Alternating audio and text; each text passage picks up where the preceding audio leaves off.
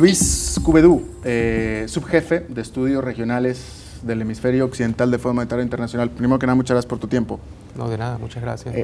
Justamente el FMI acaba de sacar su reporte sobre la perspectiva económica de América Latina, el bianual. Y bueno, ¿por qué no nos dices cuáles son las... ¿hay alguna sorpresa que tenga este reporte respecto a algo que ustedes no hubieran esperado? El reporte es una actualización del reporte que producimos en abril de este año. Básicamente lo que tenemos es de que, y lo que estamos documentando es lo siguiente. Uno, que en el año 2012, este año, esperamos una desaceleración del crecimiento de la región de 3.9% en el año 2011, aproximadamente a 3.2% para este año.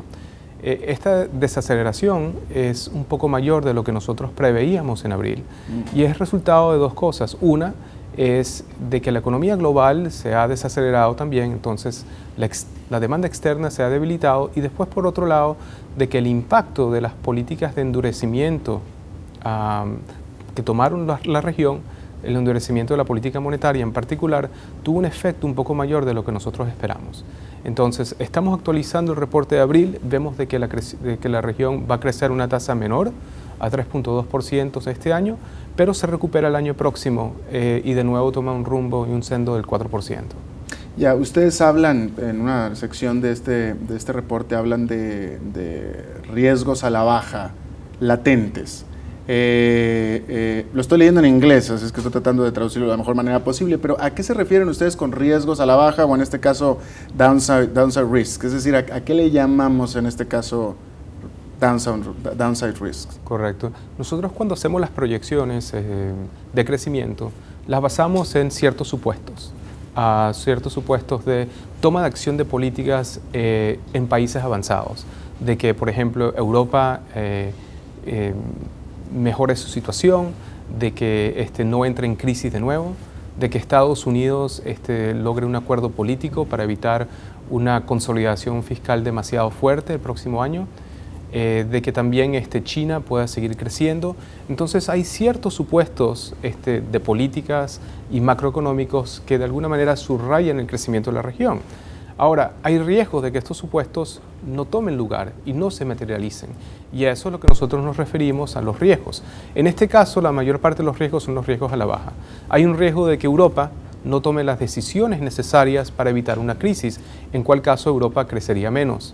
Hay un riesgo que también no existe un acuerdo político en Estados Unidos y de que por consecuencia hay una mayor consolidación fiscal y de que el crecimiento sea menor. Y de que hay un riesgo en el mediano plazo en el cual China se comienza a desacelerar con impactos sobre el precio de materias primas y commodities.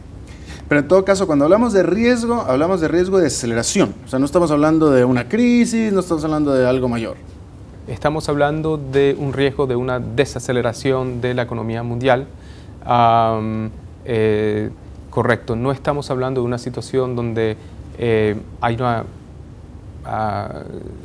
una crisis importantísima en Europa o una crisis importantísima en Estados Unidos, pero sí hay un riesgo de que se desacelere la economía global, como pasó en el caso en el 2012. Y que por tanto se desacelere América Latina también. Correcto, sí. Dime una cosa, tomando en cuenta la manera ejemplar, sorprendente diría yo incluso, que América Latina se defendió de la crisis crediticia del 2008, donde lo más que pasó en América Latina fue en general una recesión moderada. Algunos países incluso ni siquiera tuvieron recesión. Correcto, sí. ¿Ustedes piensan que ya América Latina ya se deshizo del riesgo de las crisis como las que conocíamos hasta el 2001? Yo creo que la crisis crediticia del 2008 lo que puso sobre la mesa es la necesidad de tener buenas defensas fiscales, monetarias, externas, para paliar contra shocks externos adversos. Y yo creo de que países que tuvieron mejores defensas, países en el cual reducieron su deuda pública en relación al PIB, países en el cual tuvieron mejores reservas o mayores reservas, fueron países que tuvieron un mejor resultado, un mejor desempeño después de la crisis.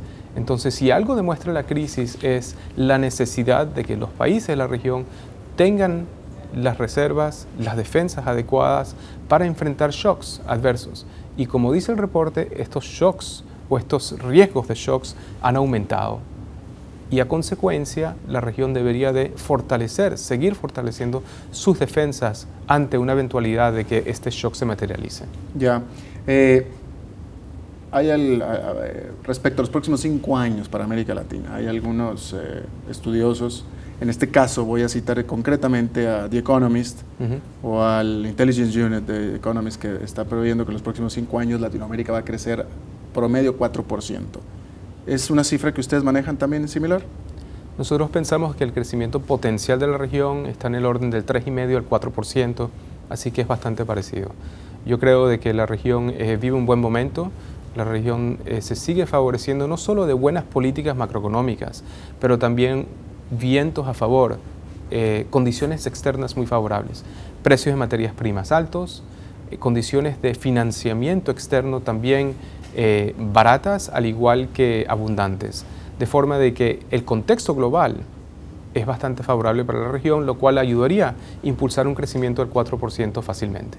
Cuando hablamos de la región, obviamente hablamos en general, pero correcto, no, sí. No todos los países son iguales. Cierto. Es más, yo diría que casi todos los países son iguales con alguna excepción.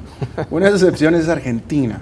Cierto. El FMI dejó de tomar en cuenta las cifras de Argentina, las oficiales, pero ¿cubre el FMI de Argentina? Es decir, ustedes pueden dar ¿tienen ustedes un estimado de lo que va a pasar, a crecer o no crecer este país en los próximos año, 2 años?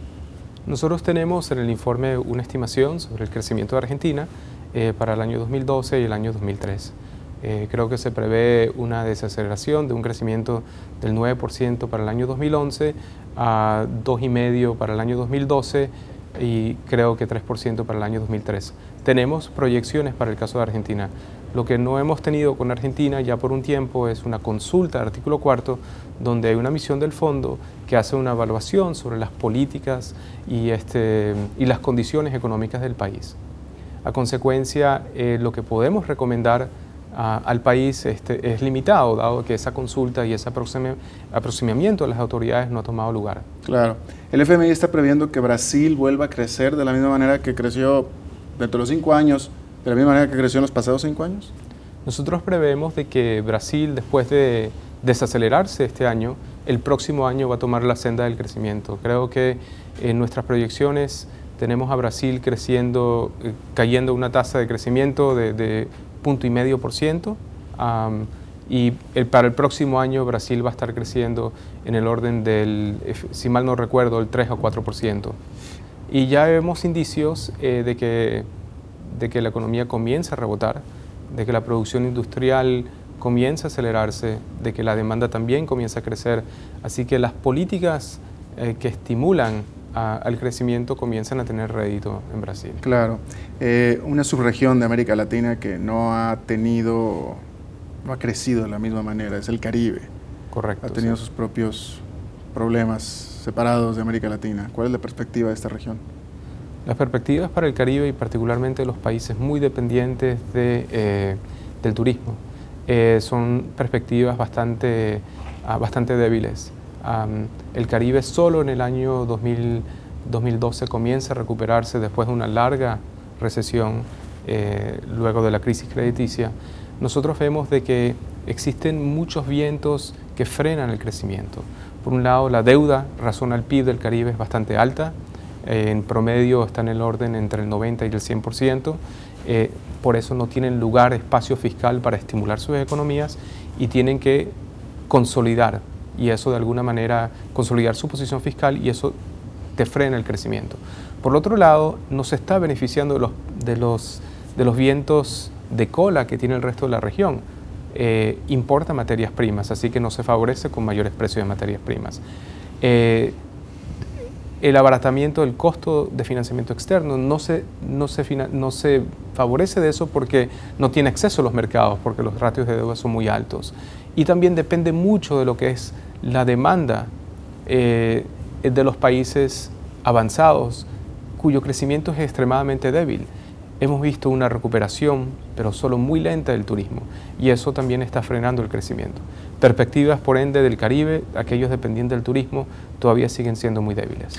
Que son la mayoría de los países del Caribe. O sea, ¿qué ¿Qué puede hacer, qué puede hacer por sí mismo un pequeño país del Caribe? Estoy hablando de un Nevis, estoy hablando de una de estas cositas de pequeñitos de países, para poder hacer diferencia en su propia historia, para poder, es decir, yo no puedo pensar que uno de esos países se puede industrializar, por ejemplo.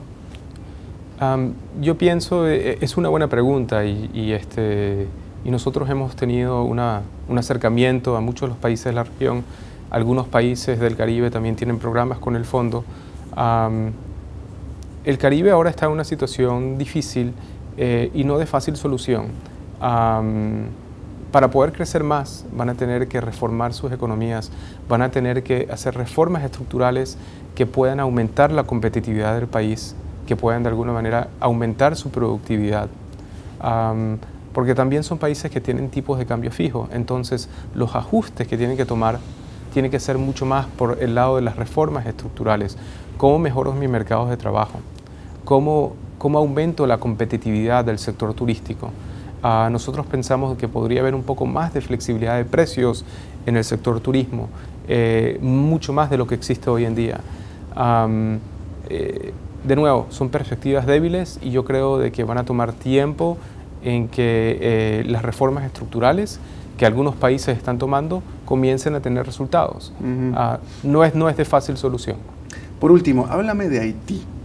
El FMI está cubriendo Haití, ¿no es cierto? Correcto. Sí. Ahora, este país, el más pobre del hemisferio, quedó totalmente devastado, pero de alguna manera yo pensaría que al quedar tan devastado hubiera sido como un nuevo comienzo desde abajo, literalmente, con masiva ayuda internacional.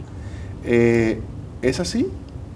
¿Cuáles son las perspectivas de este? Sí. Y sobre todo que teniendo frontera con uno de los países de América Latina o del Caribe que más está creciendo que República Dominicana. Correcto.